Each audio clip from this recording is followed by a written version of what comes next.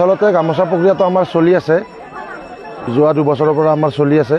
এইবাৰো আমাৰ গামোচা নিলাম প্ৰক্ৰিয়া আৰম্ভ হৈছে আৰু আমাৰ নিলাম প্ৰক্ৰিয়াত আমাৰ যি গয়া ৰাইজে আমাৰ এই ডাকত অংশগ্ৰহণ কৰিছে। লগতে আমাৰ এই গাঁৱৰে পূৰ্বপুৰুষ তথা আমাৰ গাঁৱত বৰ্তমান যদিও বাস নকৰে, তেখেতসকল গুৱাহাটীত স্থায়ীভাৱে বাস কৰে, তেখেতলোকেও এই আমাৰ যি গামোচা নিলাম প্ৰক্ৰিয়া তাত অংশগ্ৰহণ কৰিছিল আৰু অংশগ্ৰহণ কৰি ৰাইজে অংশগ্ৰহণ কৰিছে। গৈ আমাৰ গামোচাখনৰ মূল্য হৈছে 19,500 টকা। আৰু এই যিখিনি পইচা, এই পইচাখিনি আমি মন্দিৰৰ উন্নয়নৰ স্বাৰ্থত ব্যৱহাৰ কৰোঁ। যি আমাৰ মন্দিৰ পৰিচালনা সমিতি, এই গামোচাখনৰ আচলতে এটা মাহাত্ম্য আছে, ক'ব লাগিব।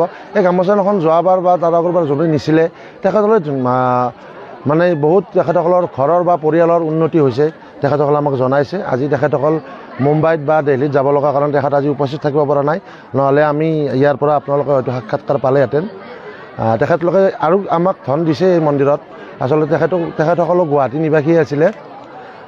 আমাৰ এই যি নিলাম প্ৰক্ৰিয়া, এই নিলাম প্ৰক্ৰিয়া আচলতে আমাৰ গোটেই গাঁওখন এনেকৈ ঘূৰোঁ। আমাৰ 4জন বালকে গামোচাখন লৈ যায়, তাত লিখা থাকে ৰণাগুছি বৰগোহাঁই ঘৰ, আৰু তাতে ৰাইজৰ দান বৰঙণি, ৰাইজৰ হিয়া আশীৰ্বাদ ভৰা যি দান বৰঙণি আৰু বৰগোহাঁই ঘৰৰ যি আশীৰ্বাদ সেই গামোচাখনত থাকে বুলি লোকপ্ৰবাদনে আমাৰ বিশ্বাস আছে।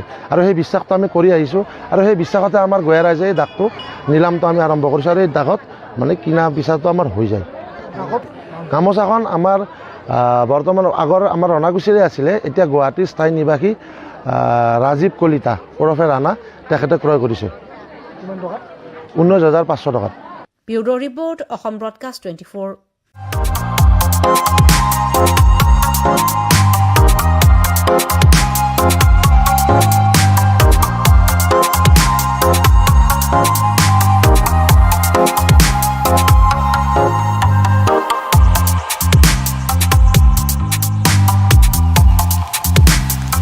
On the beat.